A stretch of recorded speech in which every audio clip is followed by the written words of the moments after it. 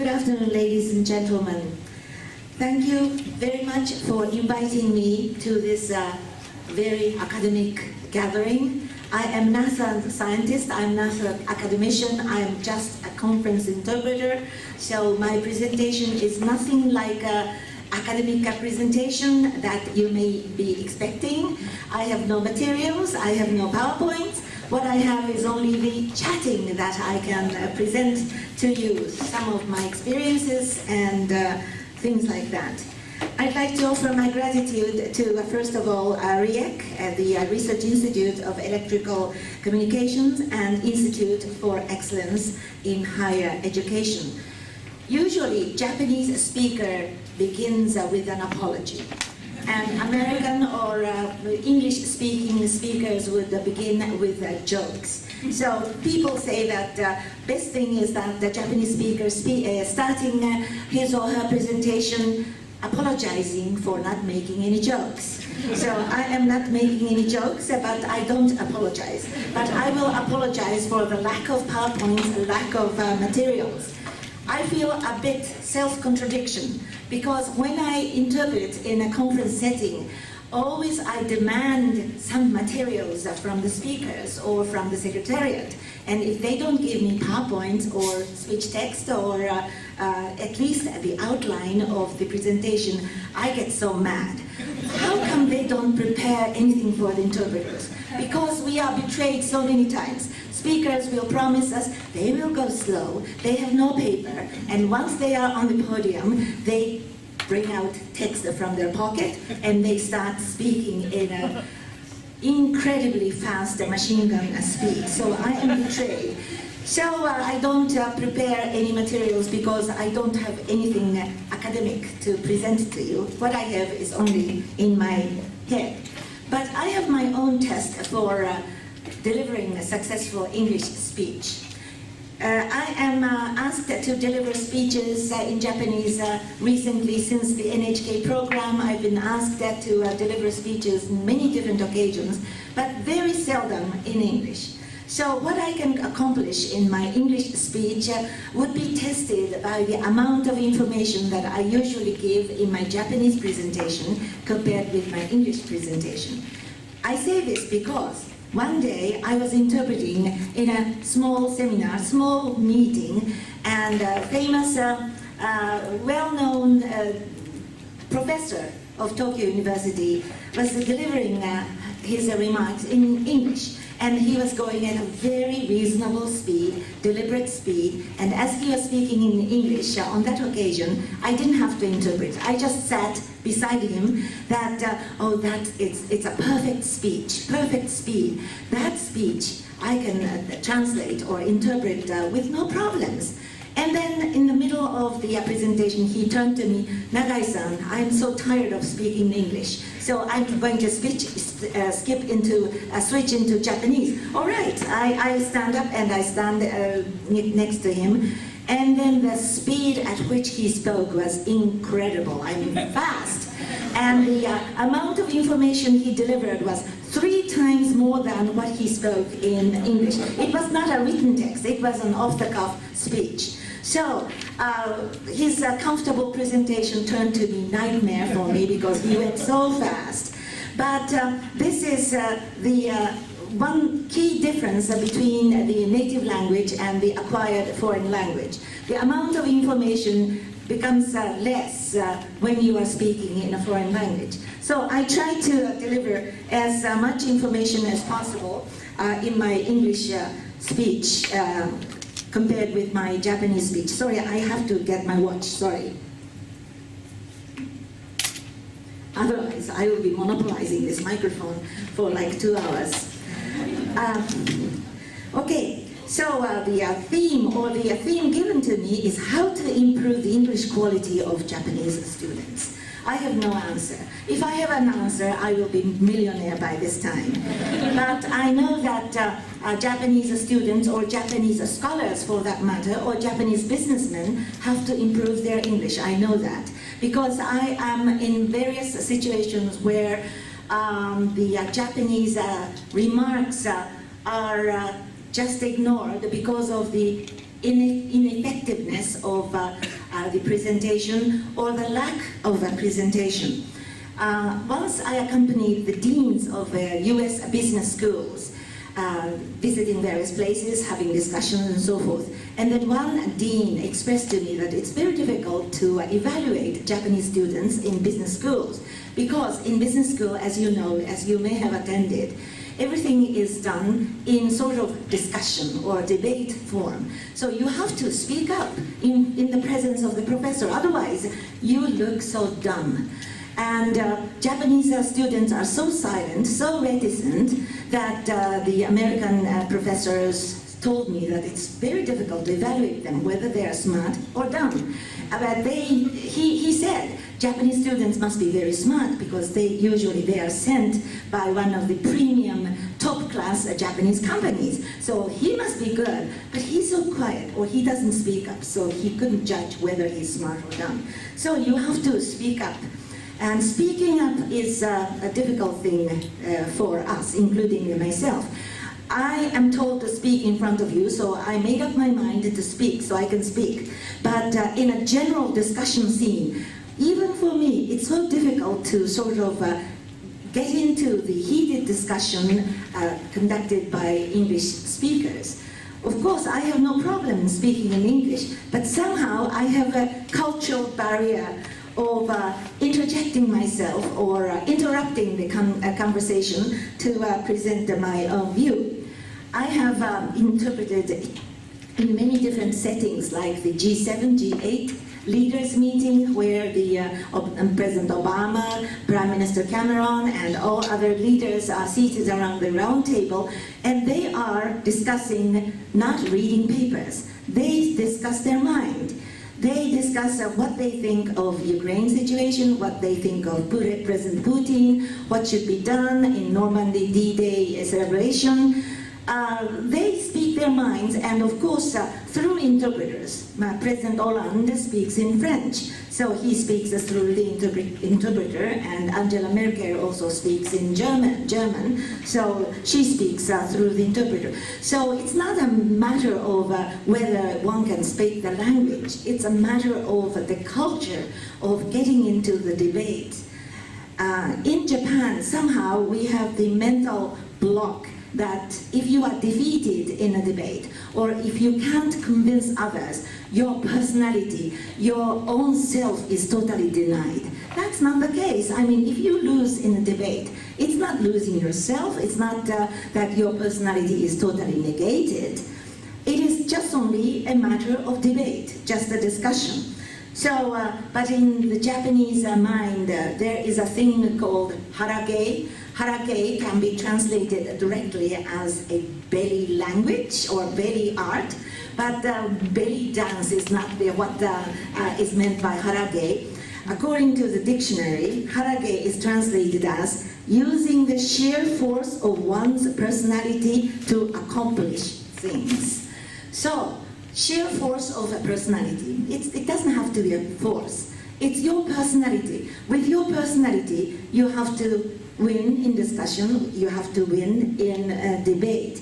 So debate culture is what is lacking in Japan. I don't know about the academia, maybe in university you have lots of discussion, but generally speaking in the Japanese society, what we lack is the ease with which one can participate in heated argument. It's not kenka, it's ronso, it's discussion, it's debate.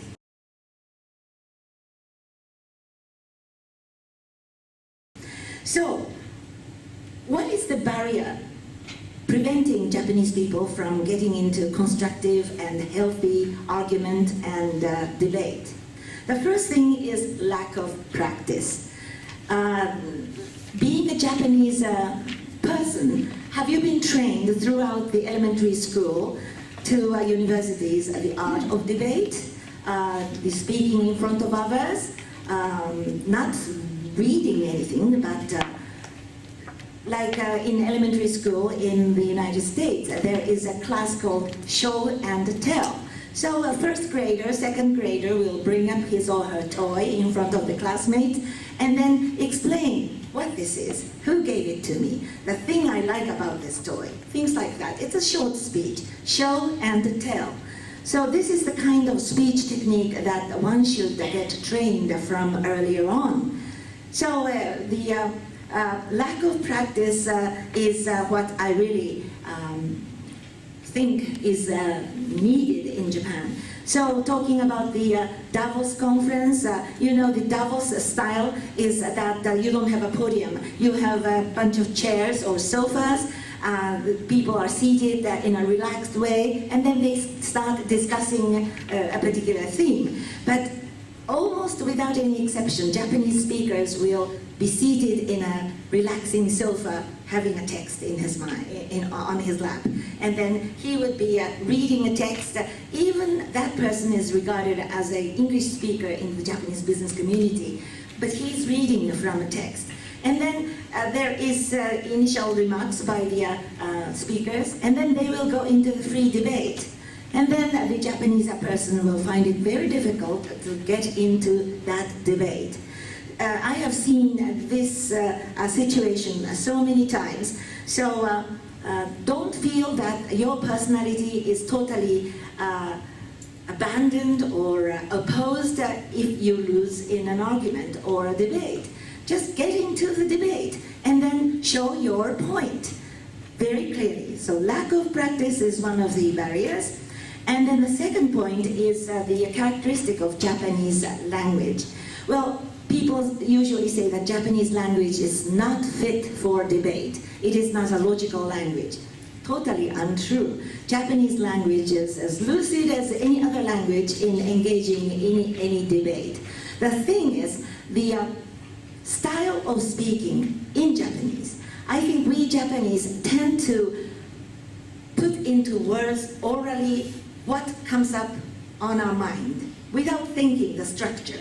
You think of something in your mind and then you just speak it. You just utter the words into the air, not really considering the structure of what you want to say. And Japanese language allows that. Japanese language does not, Japanese language is a very generous language. It's an accepting language. Whatever way the order of the nouns or verbs, you can sort of freely construct your Japanese sentence, and it is possible. Of course, it is not possible as a literary language, but by communication, you can sort of construct the Japanese words in whatever way possible, with the joshi, with the te ni oha, the positioning of te ni oha. You can rearrange whatever way your language, your words are. So try to organize your thoughts in engaging in global communication. So just don't say that 今日はランチですから日本経済は昨今難しいことがいろいろありまして今日の新聞に Where is he going? This Japanese, it's very, so you just utter things which comes to your mind. So before speaking, you have to organize your mind, you have to organize your sentence. So you have to have a passion.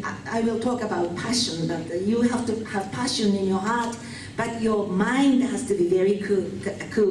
Cool head and warm heart. That's the secret of communication. The Japanese language is most appropriate for being lingua franca. That's the opinion of Mr. Roger Pulvers. He wrote many books about Japanese culture, Japanese language. He translated the Miyazawa Kenji poem into English. And then he has said that the Japanese language is most fit for lingua franca in his book, Odorokubeki Nihongo, Amazing Japanese. So don't be afraid to construct sentences in Japanese, but construct it. Don't speak before constructing anything.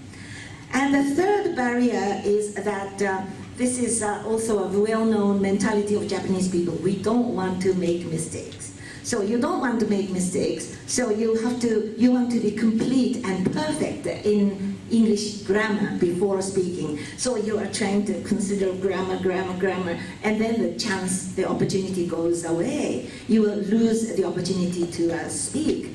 So you don't have to be perfect. Do you know the correct English translation for responding to someone knocking on the toilet door when you are in? The correct Japanese is "haitemasu." That's the Japanese. What's the correct way of English? Well, you don't have to construct anything. You just say or make some noise, and then people will know that somebody's in. By the way, correct English term I heard is "someone in." That's the correct English, but nobody says like that. So you just make noise. So if you want to communicate something, you don't have to construct a complete, perfect sentence. You have to have the courage of saying something if you have something to say. My father was a Tohoku University professor. That's why I accepted when I was invited to come to Katahiracho, because Katahiracho, he had an office, and I would go to his office when I was little. I would sit in his chair, swivel chair, you know, those rotate, and then I rotate, and then at the end the screw comes off, and then I go down on the floor. My father's office was filled with stones and fossils, and he was a professor of geology. So I had a very fond memory of Katahiracho campus. That's why I came here. But my father was not an English speaker. But when he was traveling in the United States, he wanted to order fried eggs for breakfast. Do you know what he said? He said, "Please, 2 eggs, just like my eye." And then he got the fried eggs. All right, in Japanese, it's the fried eggs in the style of eyes. By the way, to use eyes for fried eggs is not only Japanese. When I was living in Eastern Europe, the Slavic language also has eggs, the eggs in eye style. That was the Slavic language of saying fried eggs. So you don't have to say fried eggs. You can say eggs just like my eye. So don't be too afraid to make any mistakes. The important thing is to get your communication right. And the fifth barrier is whether you've got passion to convey what you want to say. There are so many Japanese speakers coming up on the podium and then delivering whatever is he's supposed to make, but with no passion. He has to just earn the keep and spend the time. My boss told me to deliver this, so I'm going to deliver. And he doesn't intend to communicate or convey anything to the audience. So if you want to communicate something, show passion. Show passion does not mean to scream or to make a loud voice. It's not the passion. Passion is from your heart. You want to really make this point to you. I want you to listen to me, and I want to listen to you. This is the sort of show of attitude. That's passion. A lot of Japanese people say when they are told to be passionate, they just raise the level of their voice and they hollow and they will scream, "I need this and that." That is not passion. So there are 5 barriers preventing people from getting into debate or getting into effective communication.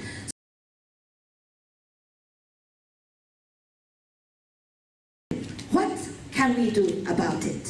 What can we do about it?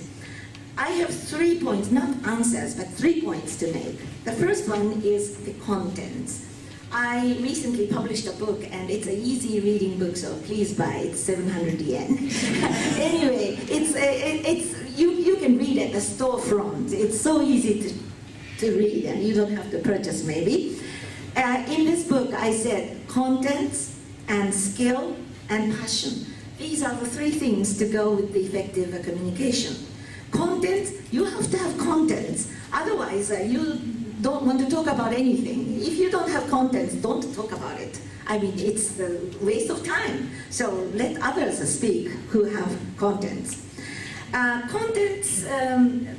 something that you want to talk about, something that you want others to understand. And the second one is skill. In Japanese cultural context, improving the skill of speaking is often neglected or ignored. If you talk well, especially in the case of men, if you have a very effective and if you talk well, talk a lot, and then that man is regarded as less of a class. He's too talkative, he's womanish, and he doesn't carry any weight. He is not a person of value. Usually that's the samurai sort of culture. You should be silent. You should not be speaking a lot if you want to show your value. That's the culture. But in the globalized world, you have to speak, otherwise you are not understood. So you have to improve your skill of speech, skill of presentation. During the Olympic, in Buenos Aires, the Olympic bid team of Tokyo had the presentation, and I was the interpreter for that presentation. And every presentation was done in English, so I was there just to assist. But there were a lot of consultants, speech coaches, and one of the coaches was a speech coach for the royal families of the Great Britain.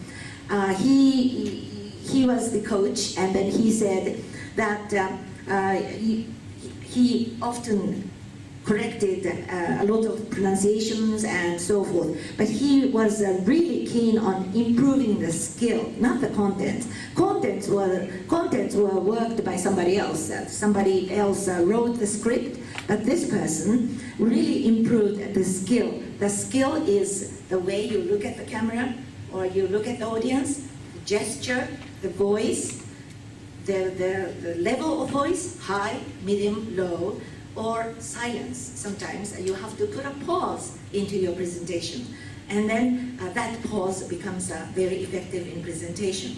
So don't ignore the skill of speech. You have to improve your skill of speech. And debate skill is also something that you should be working on. I mentioned when I talked about debate. So please think of improving your debate skill. When to cut in, when to raise your voice, or when to be a part of the debate. I was interpreting in one ministerial conference in Paris, and then there was a lack of time. The time was passing by, and then a lot of people demanded the Japanese minister's remarks, and then so many ministers spoke before that, and then this minister stood up and he said, my opinion is the same as a Swedish minister.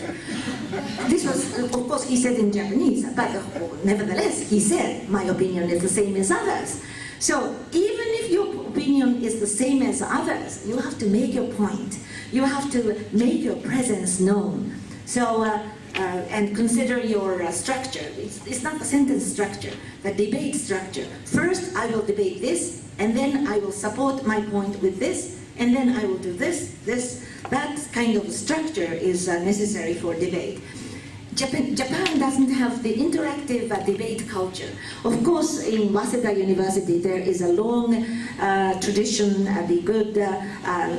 there is a long history of Yubenkai, the debate club. The famous politicians are produced by this Yubenkai, the oratory club, oration club. But what they do is just stand up in the podium and deliver their speech. And then the next one comes, and maybe the next person will say something opposite. But there is no interaction. It is just delivering of the presentation. That's the Japanese way of yuben. So what we need in the global setting is the interactive debate. So you say this, and I say this, and then another person says this. And in this commingling of various debates, a new direction can be found. So debate ability is something that I really wish Japanese junior high school and senior high school teachers would teach in their students. That's really what I want. So. And the third one is passion. So content, skill, and passion. Passion, I said already, it comes from your heart. It's not from your head. So if you don't want to talk about anything, don't get into the debate. Just be a bystander or audience watching over, listening over what goes on. So passion is the urge that you want to convey something. You have to have that.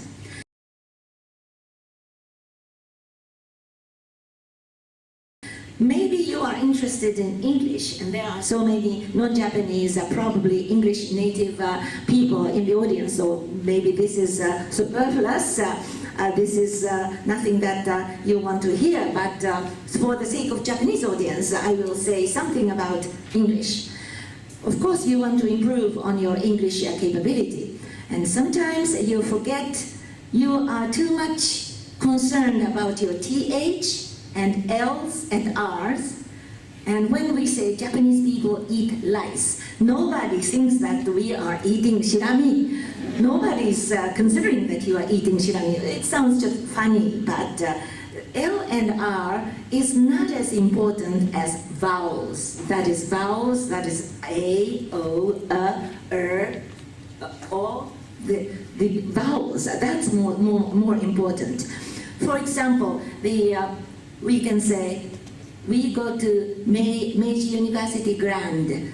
Grand, 日本語で grand.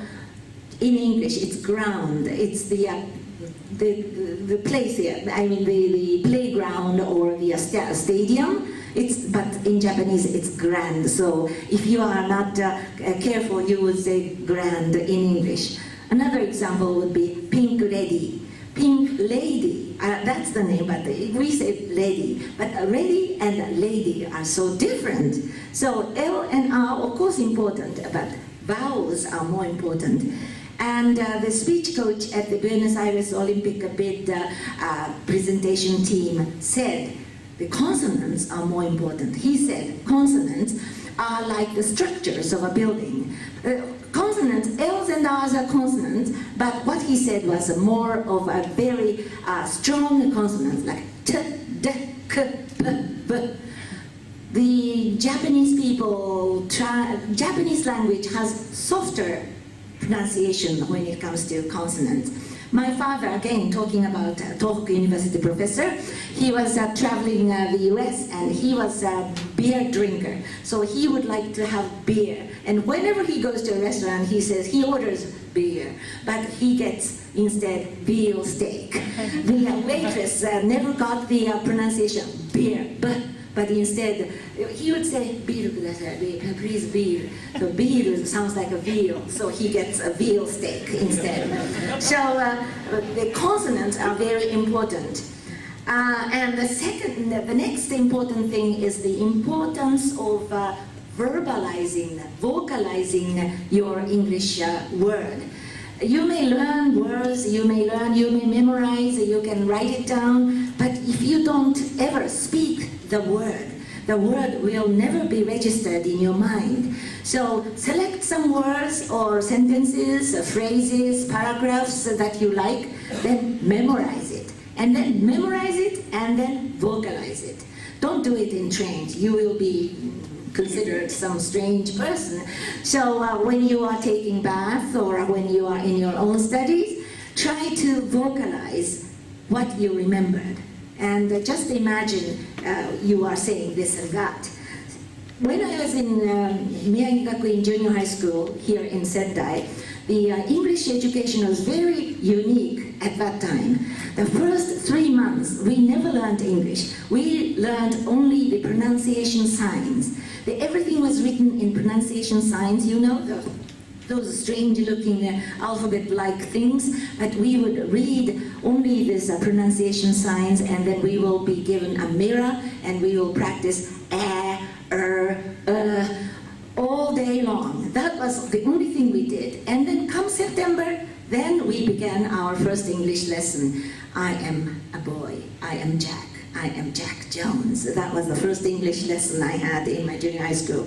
And in those days, teachers in Miyagi-Gakuin taught us to memorize nursery rhymes, these small things, and then she would lead the class in reciting it. We all vocalized what we memorized.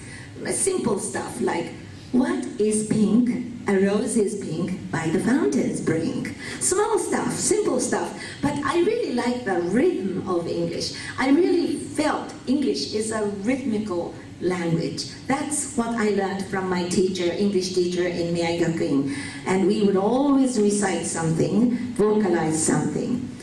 So, another example is ICU, the International Christian University in Tokyo, where I went. Again, at ICU, first freshman year, most of the classes were about English or in English. It was like a language school. It was English, English, English. It's so-called freshman English, and nowadays it's called English for Liberal Arts, something like that. The name changed.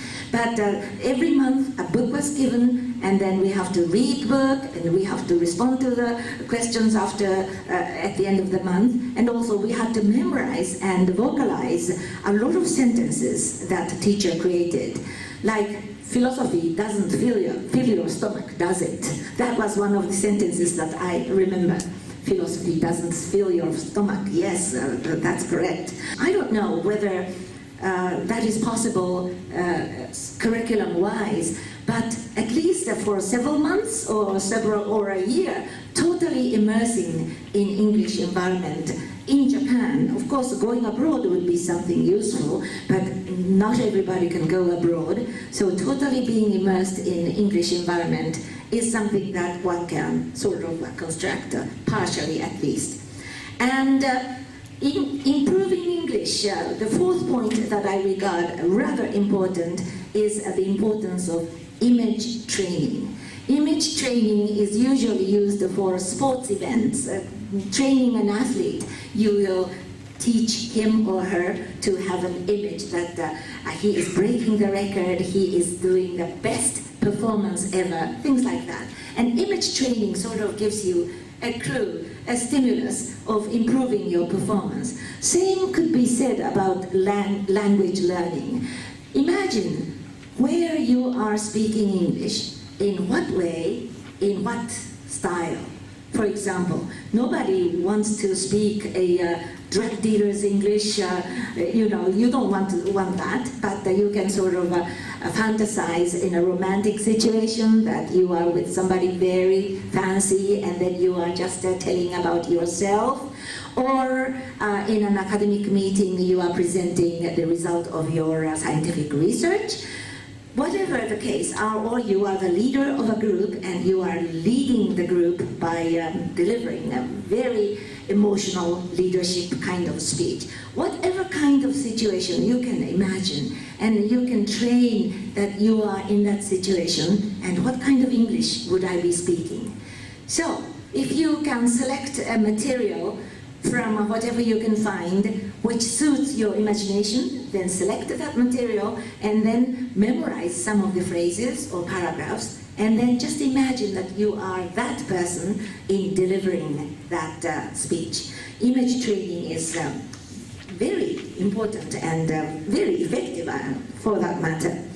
Image training is not recognized as a proper language learning, but I think teachers can sort of devise a situation where you can tell your students that he or she wants to be in this or that, in delivering this and that kind of English phrases. So, communication. I wrote a book called Tsudawaru Gokui. Gokui is too much. It's a publisher chose the word gokui. Gokui means the secret of art of communication. There is no secret about it. It's just communication, the importance of communication. Maybe you don't want to communicate with others. Maybe you don't want to liaise with anybody. If at all possible, you want to be confined in a small room, watching at the wall and doing whatever you like to read, or watch, just stare at the screen and browsing through the space of the internet, I don't know. But we are the human beings, and human beings have the only ability to speak the language. Of course, monkeys have their language, the elephants have language, but we don't understand their words, their language. But we, the humans, can communicate and understand the language, and then we can communicate with one another. To communicate is to build relationship. So build a relationship is the power of communication. Communication is something that you can't just let it go. If we lived in a small village and you have no way of going out and you are perfectly satisfied with that small village, then it's okay. You don't have to communicate. But we live, whether you like it or not, we live in a globalized community, globalized world, especially for universities. You have to have some global connection. You can't just be stand-alone Japanese at Tohoku University. You have to have a relationship with other institutions. And in order to do that, you have to have the communication. So several points that I talked about hinting you're improving the communication. I hope it will be helpful in your communication efforts.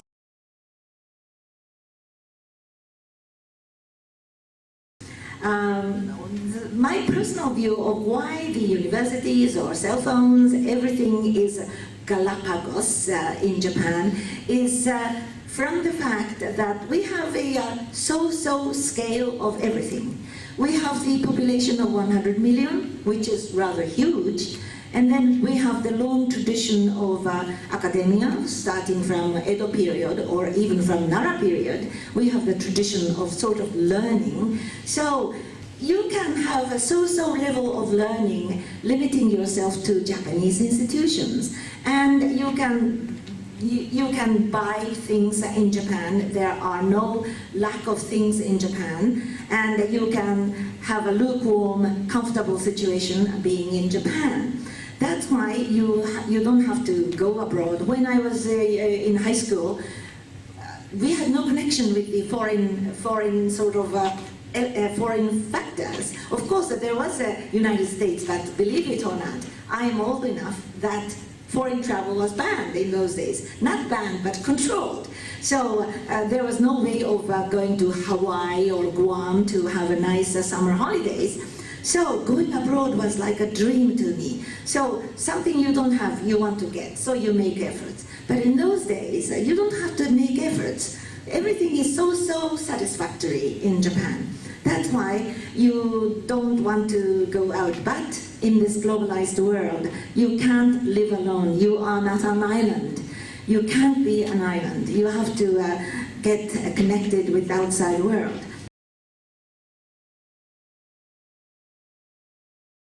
So, my conclusion, I think I want to have questions from the floor, so I will come to a conclusion. Sorry for non-academic chit-chat kind of presentation, but I will repeat my conclusion.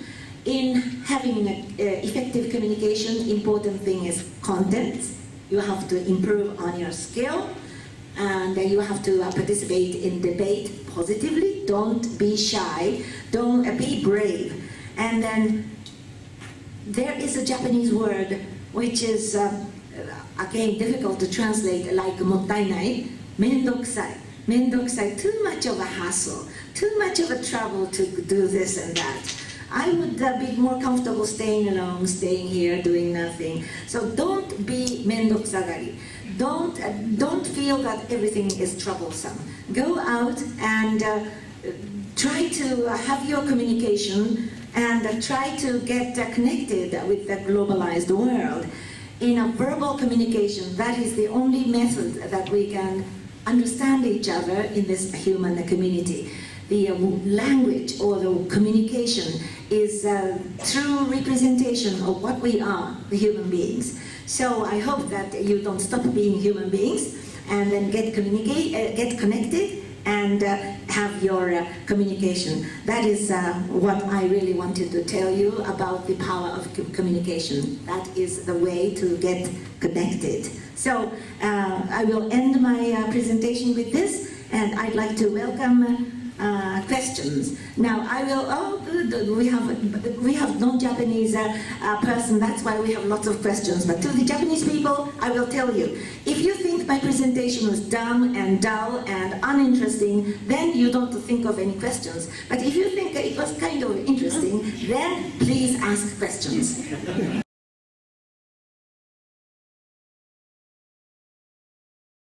Well, not really interpretation for money. That's not done in that way. The interpretation for money is done by professional interpreters after all, but there are more people understanding English in the audience that we work. So it means that the environment is becoming tough and tough.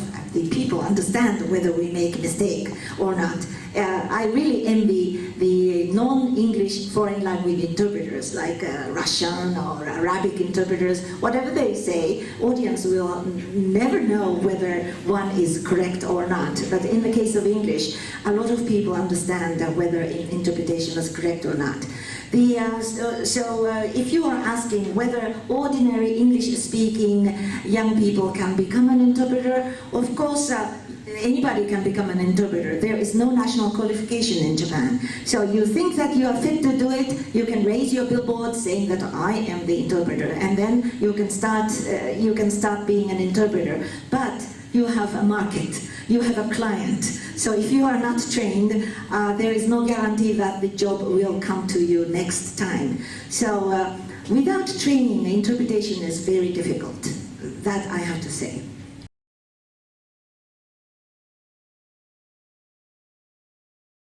Good question.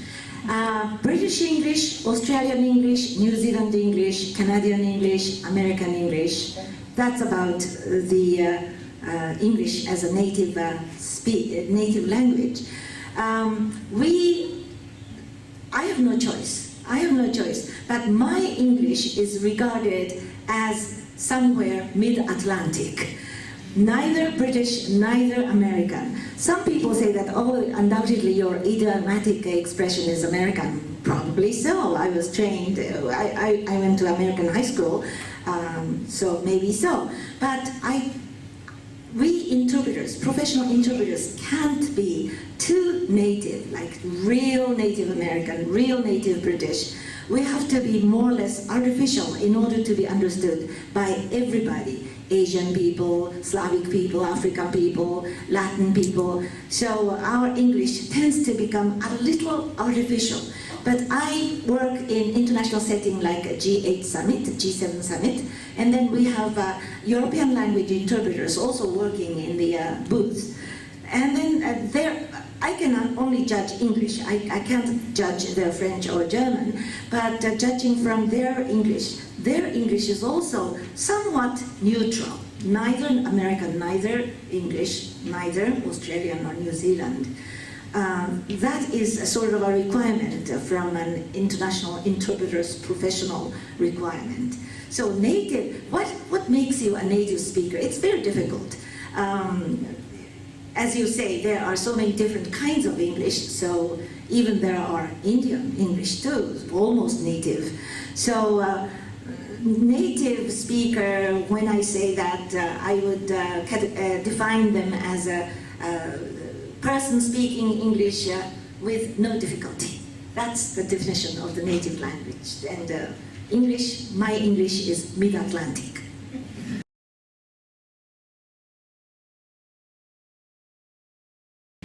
If a person tells you that you are gaijin, you never understand Japanese culture, then please tell them, do you understand Mozart and Beethoven? There are a lot of people who played Mozart and Beethoven and they think they understand. And of course, it is completely possible for any foreign nationals, non-Japanese people, to understand the Japanese. But I think Japanese people think that Japanese language and Japanese culture so special that nobody understands, nobody can appreciate. That's wrong. I think the true internationalization or globalization of mind has to come from Japanese language, not English language. English is a very versatile language. I mean, think of Kissinger, for example. He spoke with a very heavy Yiddish German accent, and yet he became the State Secretary of the United States. In Japan, we have, if a person speaks with a Kissinger level of namari, the sort of a dialect, and then that person will never become a cabinet member. So Japanese, I don't know, people or language, very intolerant. Slightest mistake, then the Japanese is not understood. The foreigners can never accomplish this and that. So please respond that do you understand Mozart and Beethoven? Do you think that Shakespeare you understand? Hamlet, you understand? That's English. So you tell them. It is possible to break barrier, or maybe not to the perfect extent, but we don't understand Occidental culture perfectly, but we believe we understand some of it, and it is perfectly that you understand everything Japanese. But Japanese language is a very intolerant sort of language. The slightest mistake you make, and then you think, well, at the low level, oh, you speak good Japanese, you are very much praised, but if you go to the sophisticated level, the intolerance becomes very tough. But I think, as Mr. Pulvers says, Japanese is also a versatile language. And he wrote in his book that when an Italian and an American conversing in Japanese people get amazed, you know, how can you communicate in Japanese? But it is possible, it's a language, it's a means of communication. So if there are common languages, Japanese, why not communicating in Japanese? But we think that it's so strange that two foreigners of different nationalities speaking in Japanese. That's strange. So tell them that Mozart and Beethoven.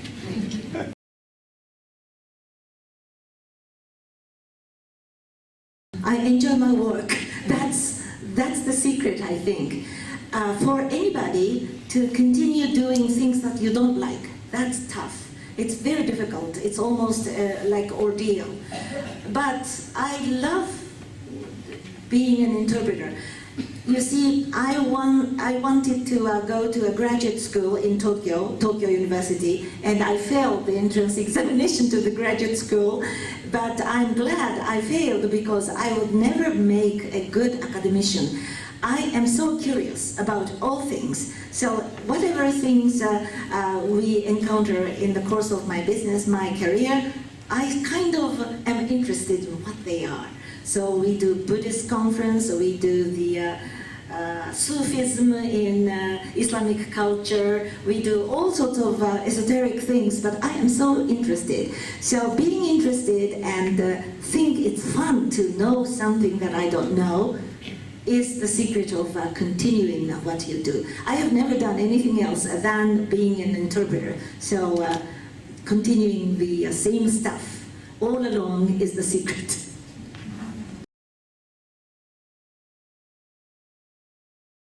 There are millions of examples. For example, one example is in Japanese, fureai.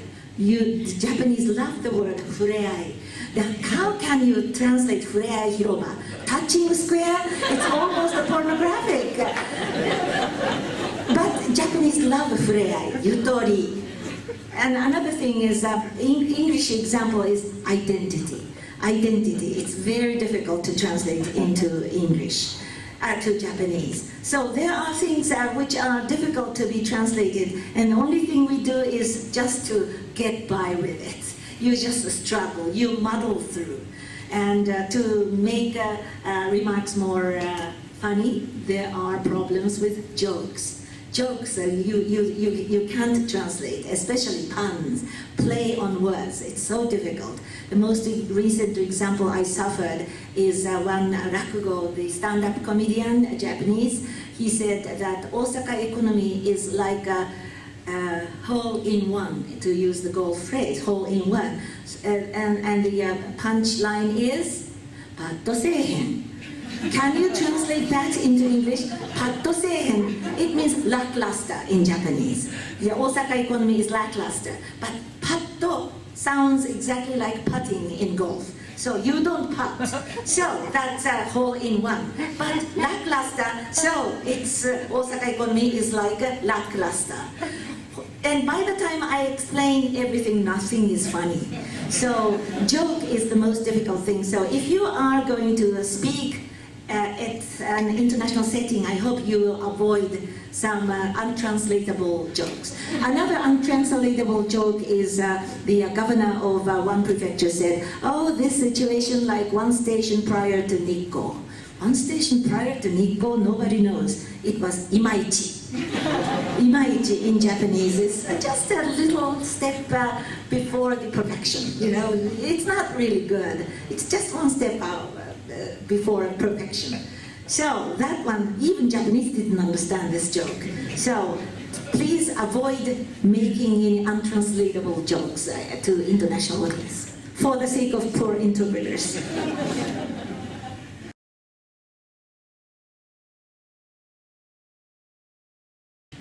That's a very good question. To say good question means, oh, it's a tough question, I wish I can avoid. That's what I mean by, oh, that's a good question.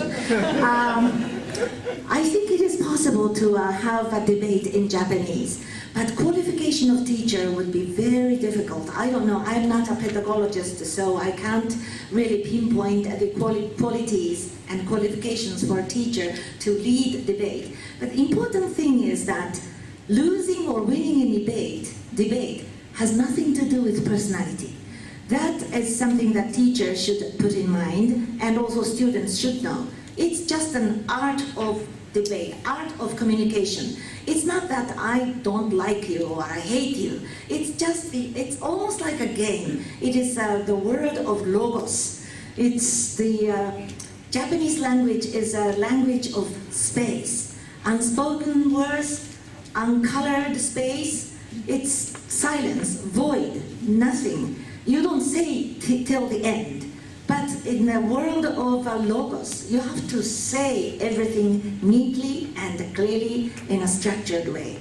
So debate, to teach a debate, I said that we should teach debate, but it's very difficult. So first of all, the English debate teaching skill is something that we can sort of learn and analyze, and I don't know, next Ministry of Education or whatever authority would sort of make a teacher's manual for teaching debate, but language-wise it is possible. It is indeed possible.